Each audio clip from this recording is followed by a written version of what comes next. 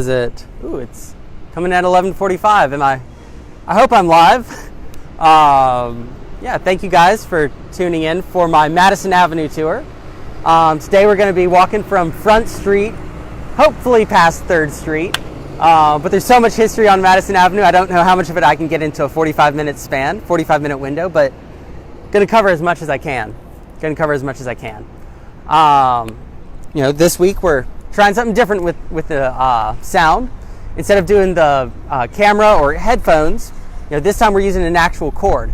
So if you guys have any trouble hearing me, or if I'm too loud, or if you like what I'm saying, comment in there. I'm going to tell you guys, so this is supposed to be interactive.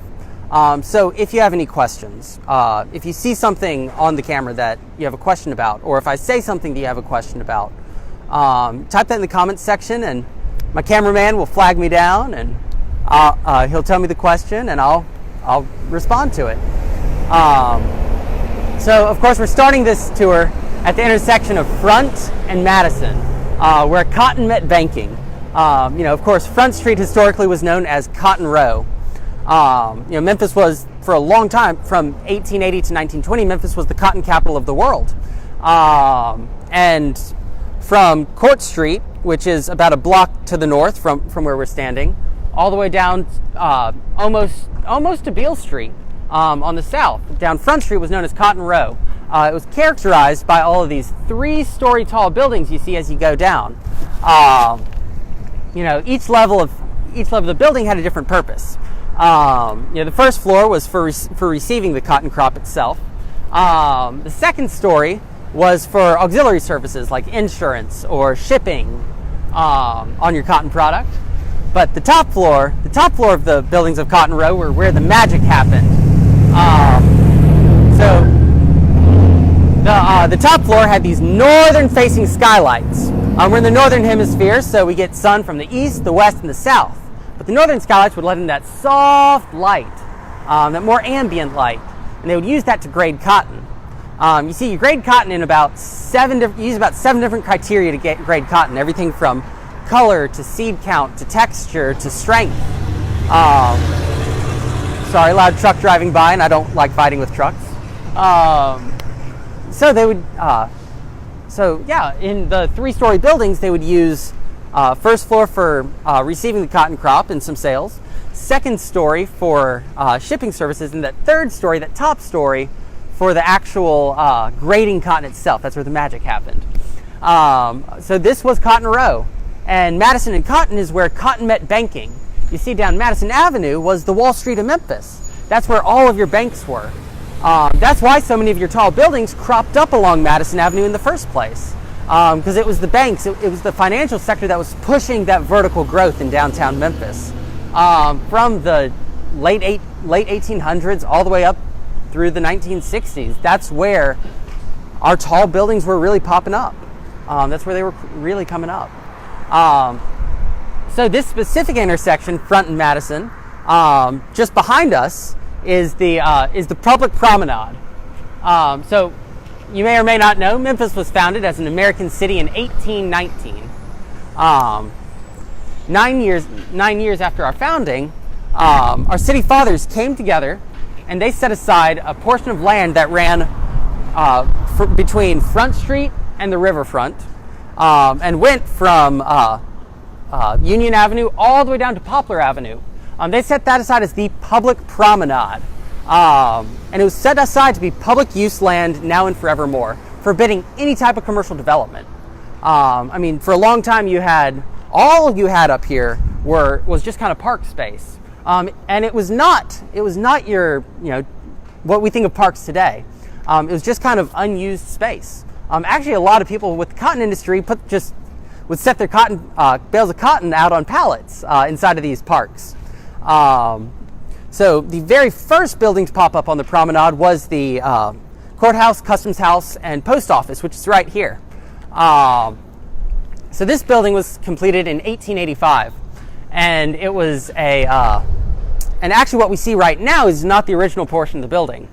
This was a 3-sided wraparound that was put in the 1920s. but the Customs House Courthouse Post Office originally had these two tall towers, these clock towers coming out of either side. Look at the building. Thanks. It had these two clock towers coming out of either side. Those were demolished to make way for the wings. And actually, if you go around to the back of the building, you will see that original stone on the back. Which, side note, you should also go to the back of the building because that's one of the prettiest overlooks over the Mississippi River. But yeah, the Courthouse Customs House Post Office was the first building built on the public promenade in 1885. Of course, as time went on, the Customs House moved out to the airport when that was organized. The courthouse moved over to the federal courthouses moved into the federal building on Civic Center Plaza, and you had the post office taking up about 15% of this building for decades, several decades, before January of 2010 when the University of Memphis moved in. This is now the Cecil Humphreys School of Law. Cecil Humphreys was a president of the University of Memphis for a good while, and this, of course, was named to honor him and named to show him off. The second building built on the promenade was the Cossett Library. So the Cossett Library was funded by a gentleman named Mr. Frederick H. Cossett. Mr. Cossett was from New England, came to Memphis for the cotton trade, and he was so impressed with Memphis's hospitality that he left $75,000 in his will to build a public library. So in 1893, Memphis spends $75,000 to build this beautiful red sandstone library. The problem is they spend all $75,000 on the building itself, and there's no money left over for books. Leave it to Memphis planning sometimes. No, I'm just kidding on that. But yeah, so they ended up having a book drive to get books into the library. The Cossett Library was also housed the very first museum exhibit in the city of Memphis. The portion we see today is not the original portion of the building. You see, in the 1950s, there were some talks about structural instability inside of the building. I use air quotes because, well, I've read some things that cast doubt on that. And also, they just wanted a newer looking building. So they tore down this beautiful red sandstone building that looked like a Disney castle to build the current, more modern looking building. So the current building is actually in the midst of a massive revitalization and renovation, really adapting to what it means to be a library in the downtown area. Yes, it will have books, but in addition to books, they're also talking about having a recording studio space in there. They're also talking about having expression art studio in there. Memphis Jukin is talking about having some space in the library. There's going to be co-work space and shared meeting space. It's really a fantastic reimagining of what a library means in a downtown area. Third building to be built on that public promenade was the fire station, which is right at the corner of Union and Front. That was built in 1895, and they had so the fire station, we've had a fire station there since 1895. However, that fire station is not going to be there for too much longer.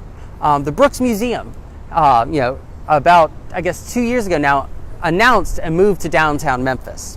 They're going to be leaving their home of Overton Park and coming to downtown Memphis, to the public promenade, further fulfilling that original mission of this space of land, public use for everyone. And what better way to do that than with a museum? So now let's actually look to the other side of Front Street on Madison Avenue. So Madison Avenue, in addition to being the Wall Street of Memphis, or Bankers Row, this is the north-south dividing line within the city of Memphis. So all of the street numbers going to the north are, North Front, North Second, North Main. All of them going to the south are South Front, South Second, South Main. And Madison Avenue is that zero mark. It's the north-south divider. Now, the city of Memphis was not originally planned that way. So cities grow through annexation. They increase their land mass through annexation. And so from our time when we were founded in 1819 up until 1905, we grew through annexation, annexing these smaller areas. And by the time you get to 1905, you have duplicate street numbers. Actually, over the span of about 3 miles, less than 3 miles, we had 4 different names for Front Street. You had Front, you had Shelby, you had 2 others on that as well. So, in 1905, the city of Memphis says, okay, it's long past time to do this. We're going to renumber the city of Memphis. And they made Madison Avenue the official north-south dividing line. Now, a lot of businesses didn't want to have to change their addresses. They already had their postage printed up. People knew that, X business was at, 25 Madison Avenue. And the way the city of Memphis got people to got businesses to comply with the changing of the street addresses is that the post office legally cannot deliver mail to a known wrong address. So, until they updated their addresses, they weren't getting mail. Of course, that was at a time long before email and phones had become widespread. And mail was your big way of interacting with other businesses, with your customers. So that pretty much encouraged everybody to get on board. So if you're reading through Paul Koppick books and they're talking about the history, he will actually reference, post-renumbering or pre-renumbering. So while you're doing your research, you know that. So let's go ahead and start looking to cross Madison Avenue. Again, thank you guys for those of you who have tuned in since we started. Again, this is interactive, so if you have questions, please post them in the comments section. My cameraman will flag me down and tell me what they are, and I'll be happy to answer them for you. So now we've gotten to the other side of Madison Avenue. The building on our left today is Metro 67.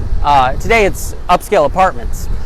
This building was originally built by, one second, there's a trolley going past, I don't want to argue with it. So this building was built in 2 phases, actually, just like the Courthouse Customs House Post Office across the street. And it was built as a bank. You had one half built in 1923, the other half built in 1913.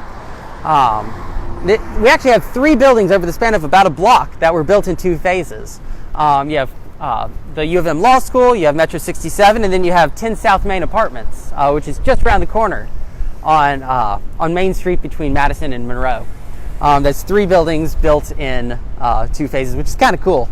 Anyways, this was the headquarters for Union Planters Bank. I'm not sure how many of you guys remember Union Planters Bank or the Up Bank, but this was their headquarters.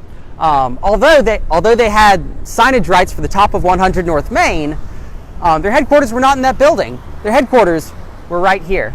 Of course, early 2000s, federal government forces regions to eat up union planners, and all those banking jobs disappeared to Birmingham, where Regions is headquartered.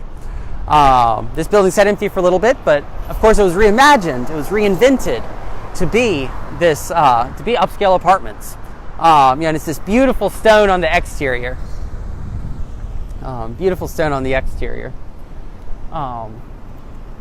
So yeah, as we're continuing down, just in the background behind me, you'll see HU period. That is the Hugh Hotel. So Hugh Hotel was moved into that building, reinvented to become the Hugh Hotel about 2 years ago now. Previously, it was the Madison Hotel, and before that, it was the Tennessee Trust and Loan Bank. As I said, all of these old buildings, all these tall buildings, relate back to the banking industry and back to the exchanges that we had here in Memphis during that time. Anyways, Hugh, HU period, is named after Hugh Brinkley, son of Robert Brinkley. So Robert Brinkley was a guy who he had a hand in the Memphis-Charleston Railroad. So the MCRR, Memphis-Charleston Railroad, was the first rail line to connect the Atlantic Ocean and the Mississippi River. And Memphis was the terminal point for that. While Mr. Brinkley was looking for investors for this project, he met a gentleman named George Peabody. George Peabody was from New England, but came to, but was in London for business. That's where the paths of Brinkley and Peabody passed. They became lifelong friends and business partners. Anyways, Mr. Brinkley goes on to design and open a hotel in Memphis. He was planning on naming it the Brinkley Hotel after himself, because why not? Anyways, shortly before the hotel was set to open, Mr. Brinkley receives word that his good friend and business partner, George Peabody, had passed away. So he did a last-minute name change and renamed the hotel the Peabody Hotel, as we know it today. So it's kind of neat that a guy who has a hotel named after him, a street named after him, as well as several other buildings named after him, never visited Memphis. To my knowledge, George Peabody never visited Memphis. Anyways, Robert Brinkley's son, Hugh Brinkley, H-U-G-H, but abbreviated H-U, same way that George is abbreviated G-E-O, William is abbreviated W-M, Hugh, H-U-G-H, was abbreviated H-U. Hugh Brinkley had his hand in train transportation just like his father. So Hugh Brinkley was the one responsible for connecting Memphis, Tennessee to Little Rock, Arkansas by train. Actually, about halfway between Memphis and Little Rock, there's a town called Brinkley, Arkansas, named after Hugh Brinkley because of that train trip. Originally, Brinkley, Arkansas was named Panlick, Arkansas, because, according to legend, when the settlers first got there, they were so hungry they licked the pans clean. Fun how names are like that. But yeah, today that is Brinkley, Arkansas. So, of course, we have a little stop right here at on Center Lane, on Madison and Center Lane. Center Lane 1 is a great treasure trove for manhole covers. I mean, looking from the other side of the street to here, we have 1, 2, 3, 4, 5, 6, 7, 8, 9, 10. We have about 15 manhole covers over the span of, what would you say, 45, 50 feet. And manhole covers really tell a lot of the story of downtown Memphis. Over about 25 feet, we have 3 manhole covers for the different phone companies that we had in Memphis. You see, around 1900, phones were still a relatively new thing, still starting to gain popularity, and we had 3 different telephone companies at Memphis that operated independently of each other. We had Western Union, we had Central, and we had National. And the problem was they were operating independently, so you could only call people who had the same phone company as you. So imagine you could only call your other friends who had AT&T, and you couldn't call anybody who had Verizon or Sprint. If you wanted to talk to everybody you knew who had a phone, you'd have to have 3 different phone numbers, 3 different phone lines. And the manholes of this alleyway tell that story. Of course, that's not the case today, as y'all all know. You can call anybody with any type of phone number, nationally or internationally, depending on your plan. But yeah, the manhole covers in downtown Memphis tell the story of tell our history. They tell the story of our city. So when this bank building, when the Hugh Hotel was built, this was the tallest building in the city. It was completed in 1906, clocking in at 16 stories tall. And there's actually a really, really cool picture from the Don Newman collection. Don Newman was a big photographer in Memphis from the 1940s, 50s, 60s, and even early 70s, who took all these pictures of downtown Memphis. He has this great shot of Madison Avenue, starting at from the intersection of Front and Madison. I believe he took it from the top of the Courthouse, Customs House, Post Office because of the angle. But yeah, Don Newman would climb up fire escapes, get on roofs of buildings, stand in the middle of traffic. He was crazy. But yeah, he had these great pictures of Memphis. And you look down Madison Avenue, you see signage all over the place. You see signs for everything from barber shops to shoe repair to jewelry stores to fountain pen stores to furniture stores. I mean, it's really fascinating. It's really fascinating looking at that picture. And even though the signage is different, even though the buildings are all the same, Again, Memphis ranks 6th in the nation for total buildings on the National Historic Registry. We have over 11,500 buildings in the city that have some form of historic protection on them, which is fascinating. But talking about both buildings and manhole covers from earlier, Mr. Cameraman, if you'll come up here. This right here is my favorite manhole cover in the city of Memphis. Let me clean it off, do a little bit of tribute to that. This is a Western Union telephone company manhole cover. It's not because I love Western Union, which actually later became Bell South, which of course is AT&T today. It's not because of the cool hexagons that are on it. It's because from this manhole, you can see every building that has been ranked tallest in the city of Memphis for the last 125 years. So Mr. Cameraman, if you'll be the exhibit and step onto the manhole cover. Thank you. So the building we have to start with, if you pan a little bit to the right, we have the Porter Building. The Porter Building was built as the Continental Bank Building. All the bank buildings back then had some form of Continental, National, or Tennessee, and then either Bank, Commerce, Trust, or Loan. So feed those together and you get about every bank we had in the city of Memphis. But yeah, so this building was built in 1885, clocking in at 11 stories tall. It was the tallest building in the city of Memphis. It was actually the first building to use an internal steel skeleton for support. So prior to that, buildings would use load-bearing walls to build up. So the first story would support the weight of every story above it. That internal steel skeleton attached that weight to these iron beams inside of it, taking that weight off of the walls and allowing you to go above the 3 or 4 story limit. And this was the first building in the city of Memphis to do it. The architect who built it was very forward thinking. And he thought that there would be a big trend of other buildings popping up that were that same style and also really tall.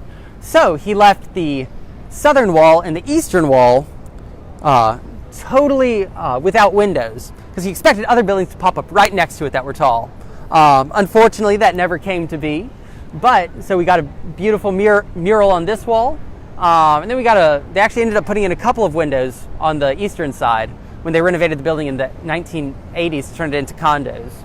But yeah, that was the first skyscraper built in the city of Memphis, clocking in at 11 stories tall. It was also the first building in Memphis to have a tall building in Memphis to have an elevator. And after dark, they would charge a dime per elevator ride. And it was one of those rickety birdcage style elevators. They would ride it all the way up to the top, freak out because that was the highest up they'd ever been, and just take the stairs back down. The building that took the title away from the Porter Building is today the Hugh Hotel, then the Tennessee Trust Building. That building was built in 1916, clocking in at 16 stories tall. He only got to hold the record for 4 years before the Exchange Building was built. Exchange Building was built in 1910, clocking in at 19 stories tall. It replaced the former Exchange Building that was in that exact location, and it was built to house the Memphis Merchants Exchange as well as the Memphis Cotton Exchange. Floors 4 through 17 housed 23 offices on each floor, and then floors 18 and 19 were built for the Chickasaw Guards. Chickasaw Guards were a Civil War veterans turned makeshift militia. After this, they would compete in marching drills across the nation. They only occupied those first 2 floors until World War I, at which point they moved out. But yeah, the Exchange Building held the record for tallest building for 14 years before the Lincoln American Tower was built. Lincoln American Tower should look a little bit familiar because it is actually a 1/3 scale replica of the Woolworth Building in New York City. Woolworth Building is 60 stories tall. The Court Square Center, or Lincoln American Building, is 22 stories tall, built in 1924. So it has the same coloring, same architecture, same ornamentation, just 1/3 of the size. That building was built to house the insurance company, Lincoln American Insurance. And today, almost the entire building is residential, except for some restaurants across the bottom. That guy got to hold hold the record for only 6 years before my favorite building in the city of Memphis was built. Looking down this way, we can just see the edge of the Steric Building, that tan-colored building. The Steric Building was built in 1930. Any questions? Okay. So the Steric Building was built in 1930, clocking in at 29 stories tall. When it was built, it was not just the tallest building in the city of Memphis, not just the tallest building in the state of Tennessee. It was the tallest building in the South. Only got to hold that record for 1 year before New Orleans beat us out. But it was built. It was built, and its original coloring was not that tan and brown color. Originally, it had the same coloring as Lincoln American Tower, which we just looked at. Kind of that off-white colored sides with the green copper roof. And actually, you can see the green copper roof still peeking back out from the top as the paint flakes off. They named the Steric Building the same way that they do celebrity couples names. So, you know, when Brad Pitt and Angelina Jolie were dating, you had their couple name being Brangelina. When they built the Steric Building, they took the first half of one architect's name, Sterling, second half of the other architect's name, Hedrick, smash that together, you get Steric. So you had the Steric Building built right there. And when they built the building, when they started construction, they signed a 99-year land lease, saying that the building owners were to turn the building over to the landowners at the end of those 99 years. We're still about 6 to 7 years away from that land lease expiring. So the current owners don't really have too much of an incentive to invest money into it and redevelop it, because they have to turn it over anyways. But we're getting close enough to that point that investors and developers have started looking at that building more seriously now. And that's going to be a fantastic, exciting building to redevelop. And the tallest building, I'll take us to the tallest building, Mr. Cameraman. If you'll turn around, we see the top of the 100 North Main. It's the building that looks like it has a UFO sitting on top of it. The 100 North Main was completed in 1965 as the tallest building in the city of Memphis. That circular part on top was a rotating restaurant. Was a revolving restaurant. It would go around it was called the 100 Club when it opened, and would go around about one time every hour. So it didn't move fast, but it moved and give you a good view of the city. That was really cool in the 1960s. I think it's really cool today, but it was really cool in the 1960s as well. You also had a swimming pool on that second to top story, and offices throughout the whole rest of the building. That building unfortunately has been empty since about 2014. But again, developers and investors are looking at that building. Big buildings require big money and big investment. But when that is redeveloped, that is going to be kind of the linchpin for everything surrounding it. It's going to be fantastic to see what that brings with it in the future. Things don't stay at steady state. Things are always changing and evolving, and it's always things don't stay the same. Things change for better, and I'd say they change for better more often than they change for worse. So just behind me are the trolley tracks. So these are not the original trolley tracks in the city of Memphis. The original trolley tracks were installed in 1866. The very first trolley ride happened on May 26th, 1866. The trolleys were not electric. At the time, they were mule-drawn trolleys, mule and horse-drawn. They were significantly smaller and lighter. And every so often, the mules would decide that they did not want to go the same direction as the tracks, and they would derail the trolleys. And the poor passengers would have to get off and push the trolley back online. So you can imagine everybody celebrated in 1891 when they finally went to electric trolleys, so that they wouldn't have to worry about mules derailing them anymore. And by 1947, we had over 77 miles of trolley track, 72 miles of trolley track within the city of Memphis. 55 of those miles were double laned like Main Street, meaning that there was one set of tracks going for either direction, but they still counted it as only 1 mile. If you counted them as separate miles of track, we had over 122 miles of track within the city of Memphis. That was in 1947. 1948, we had 0, big goose egg. You see, in late 1947, the contract between the city of Memphis and the Memphis Trolley and Rail Company expired, and every mile of track in the city was either paved over or pulled up. These were opened in 1993 thanks to an 85% matching grant from the federal government. So for every 85 cents that the city of Memphis put forward for a trolley system, the federal government, or every 15 cents, said that backwards, every 15 cents that the city of Memphis put forward for the trolley system, the federal government would match that with 85 cents. That's how we got our trolleys back. The trolleys, as is, have been running for about 2 years now, since revamping the trolley system. And the trolleys are synonymous with downtown. All throughout the day you hear the bell ding, ding, ding, and the whistle toot. It adds to the ambiance, and it's pretty fun to ride. Pretty fun to ride as well. If we look just to the side, you'll see that brownish colored building. That's the other building that was built in 2 phases that I was talking about earlier. Just across the street, we have Walgreens. Believe it or not, we have had a Walgreens on this corner for over 50 years. And older than that, if you look at the doors, you'll notice that when you walk up to them, they'll open. We're about to see that happen live. And boom, the door opened.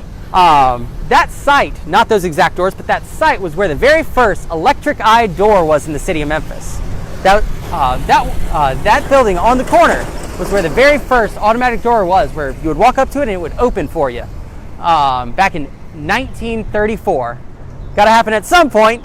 Got to be the first one to be installed at some point, and right there was where the first electric eye door was in the city of Memphis. So, got about 13 minutes left. Should be able to make it to 2nd Street.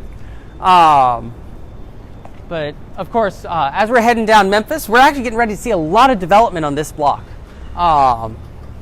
We've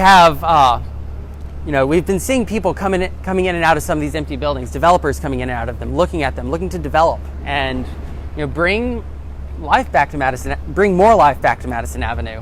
And I would bet money that in the next 5 years, Madison Avenue is going to absolutely pop. Of course, from here we can see the sign for November the 6th Street, or South November the 6th Street, because that's on the south side of Madison Avenue. Actually, the full name of that street, if we want to be technical about it, which we do, technical is always fun, is South November the 6th, 1934th Street. To my knowledge, that is the only street in America with a day, a month, and a year in the name. I actually have a standing bet that if anybody can prove me wrong that there's another street in America with a day, a month, and a year in the name, $100 right there. $100 cash in your pocket. Haven't found anybody to beat me yet. Anyways, this date marks when Memphis officially voted to join the Tennessee Valley Authority. You see, TVA, Tennessee Valley Authority, was one of FDR's New Deal plans. It was designed to supply power to rural areas. And Memphis, well, then was anything but a rural area, and today is anything but a rural area. So how did Memphis get tied up into something that was not meant for it? Got one name for you, Mr. Edward Hull Crump, better known as Boss Crump. Boss Crump ran the biggest political machine in Tennessee state history. While he was one of our state representatives at that time as well. After serving for a mayor and running his insurance company, he was also state representative, had his hand in a little bit of everything. And he would push support towards FDR's programming, and in exchange, FDR would push programs towards Memphis. So, on November the 6th, 1934, Memphis voted to join the Tennessee Valley Authority. Tennessee Valley Authority today supplies power to parts of 7 states. However, Memphis is the single largest consumer of Tennessee power. We annually consume 10 to 11% of all power that TVA produces. So, it's kind of like that song from Sesame Street, one of these things is not like the other, one of these things just does not belong. But hey, we got attached to it. Prior to being called November the 6th, 1934th Street, it was called Maiden Lane. And before that, it was an unnamed alley. In the original city plan, it named all the big streets, but left the alleys unnamed. And names have always filtered throughout the years. Like November the 6th Street, like Maggie H. Isabel Alley, like Barbaro Alley, like Floyd Alley. All these names just popped up over time. We still have a couple alleyways downtown without names. So it's going to be neat to see who we honor in the future with that.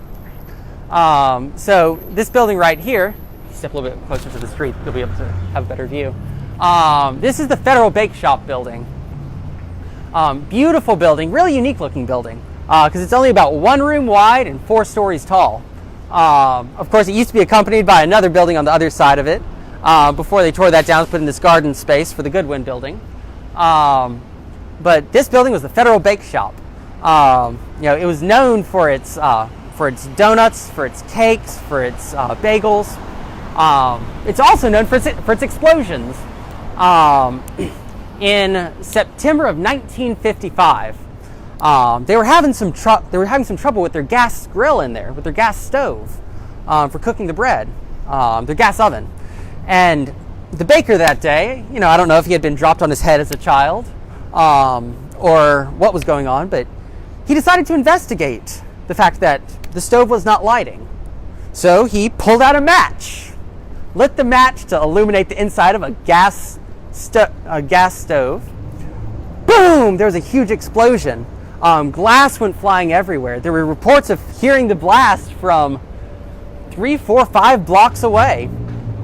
Fortunately, nobody died. There were no casualties. There were some burns and some scrapes, but that 1955 September, there was just this big boom right here on this storefront. This is another building that they're talking about redeveloping soon. A gentleman named Mr. Chris Pardo, who did the Arrive Hotel on South Main, is currently the one above. Currently has ownership of this building. It's going to be, he did a phenomenal job with that. With Arrive, it's going to be fantastic to see what happens over here. Federal Bake Shop ended up closing in the 1970s following the opening of the Main Street Mall. Actually following the Dr. King assassination in 1968, downtown dried up. Less than about a decade after the Dr. King assassination, we had all of 500 people living downtown. 1979, the Peabody Hotel was closed. Orpheum Theater was closed. Beale Street was literally fenced off. The majority of those buildings that we pointed out from the manhole cover were empty. For a long time, the Exchange Building was empty. The Porter Building was empty. After the Dr. King assassination, all downtown dried up. Obviously, it's not like that today. Downtown, Forbes actually ranked Memphis in the top 15 emerging downtowns in the nation.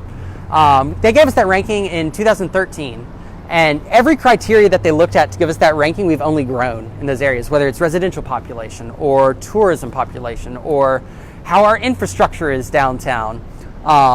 We've only grown in those areas, and we're projected to just keep on growing in those areas. So downtown is an amazing place to be right now. So this is the Goodwin building, formerly the Central Bank building. So cool little detail. Devil is in the details. Details are awesome. Love to be technical. So this is one of 3 buildings downtown that I know of that have a V instead of a U.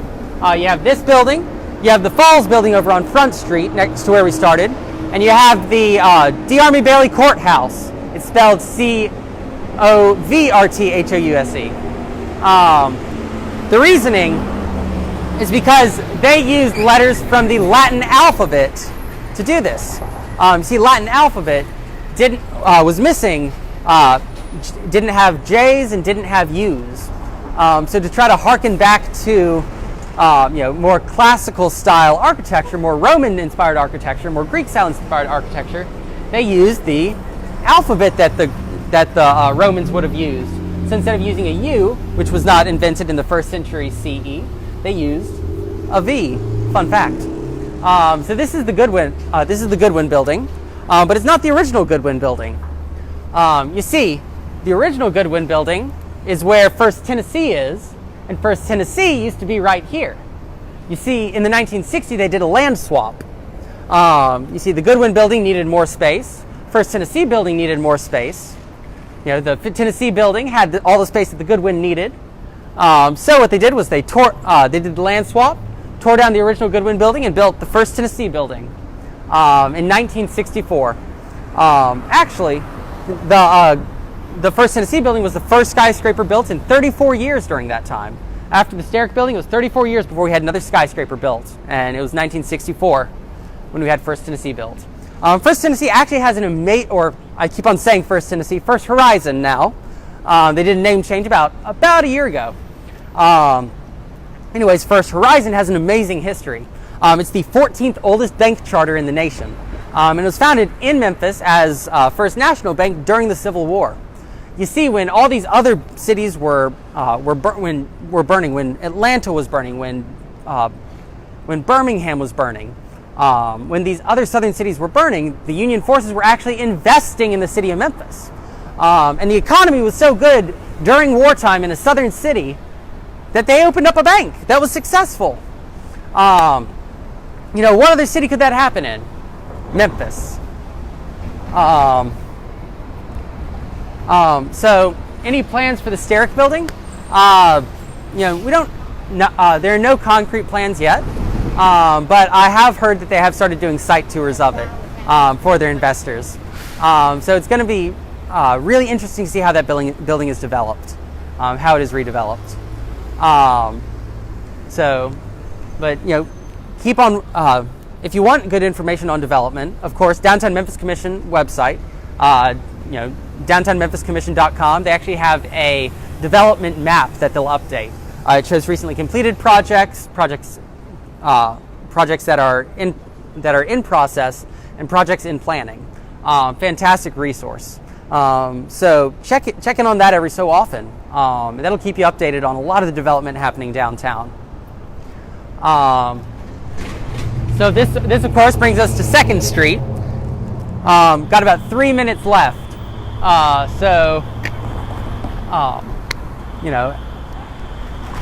can only cover so much in this short amount of time, but so thank you guys for tuning in for this tour. Although we were only able to get 2 blocks in, it was packed full of history. And I genuinely believe you would be hard pressed to find other cities with as vibrant a history as Memphis's. Whether that's the history of banks being founded during wartime and thriving, which was very uncommon back then. Whether that was the beautiful architectural history of our city, or the history of our manhole covers. There is a history to everything you see, and behind the details of what you see, there are always stories behind it. So ask those questions. Do research on it. Paul Kopic wrote about 6 books on the history of Memphis back in the 1970s. Those are available at the Memphis Public Library. The Memphis Shelby County room at the Central Library is a fantastic resource as well. Of course, Mr. G. Wayne Dowdy is over that. Fantastic guy to talk to about this stuff. So thank you guys for tuning in. I'm going to keep the camera on for a couple minutes after the tour ends, just in case you guys want to have any other questions or have anything else you want to talk about. But yeah, thank you guys for tuning in for this tour, and you guys have a great day. We'll be doing another tour in 2 weeks, 11:45. See y'all later. So yeah. I'm sorry? Yeah, go ahead and cut it.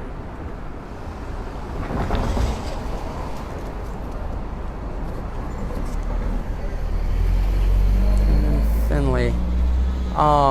Brandon Finley. I don't know about Brandon Finley. However, my apartment is literally across the street. And after I get off of work today, I'll head back to my apartment and do a quick search on that name, and I'll reply to that in the comments section. Any questions you have after the tour ends, type that up in the comments section, and I'll get back to you on that. I'll respond. But I'm not aware of the name Brandon Finley. As I said, there's always more to learn about Memphis history.